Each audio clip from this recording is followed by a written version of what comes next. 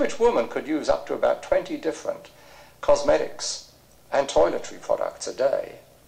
And these could contain a dozen or so different chemical carcinogens. And they're applied to large surface areas of the skin. Their absorption is increased by the detergents and the surfactants present in them.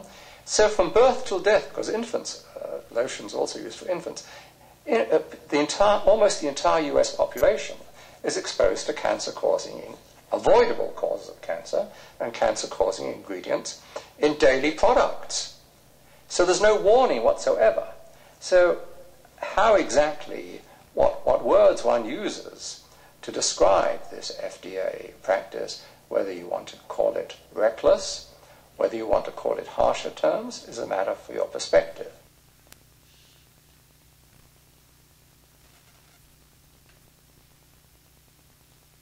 Now, the cancer establishment is comprised of the National Cancer Institute, whose budget is now $4.6 billion a year, which is roughly 2,000% increase in its budget since President Nixon declared the war against cancer in 1971, when he was told, give us more money, make the National Cancer Institute an independent institute within the National Institutes of Health, and we'll conquer cancer in your lifetime or in the next 6 years or so.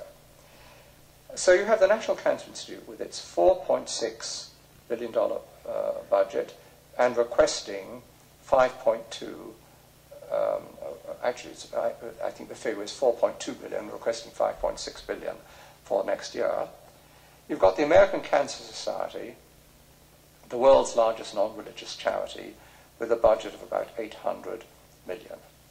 First of all, the cancer establishment, as a generalization, is fixated on damage control. By damage control, I mean screening, diagnosis, treatment, and also some molecular biology, with virtual indifference and minimal priority to prevention, which in the case of the American Cancer Society extends to actual hostility to prevention. Now, the reasons for this are complex, but let me try to express them as simply as I can.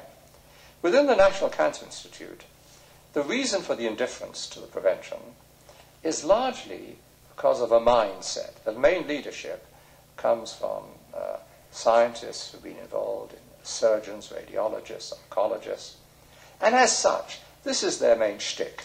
That's really what they're interested in. They're not interested, they don't understand prevention, not interested in it.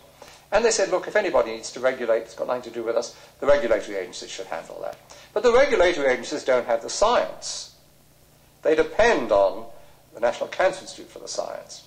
With the American Cancer Society, there's basically the same mindset, but in addition to the mindset, there are strong conflicts of interests with many industries. So many past presidents of the American Cancer Society have been radiologists. They have close ties with the many cancer drug industries and close holdings with some instances with the cancer drug industries. Also close relationships with the entertainment industry and a wide range of other industries. So their network of connections with corporations far and wide, all of which I've documented and incidentally received an investigative journalist prize called the Project Censored Award for documenting these relationships of American Cancer Society and industry. And in fact, the Chronicle of Philanthropy, this nation's leading charity watchdog, has stated that the American Cancer Society is more interested in accumulating wealth than saving lives.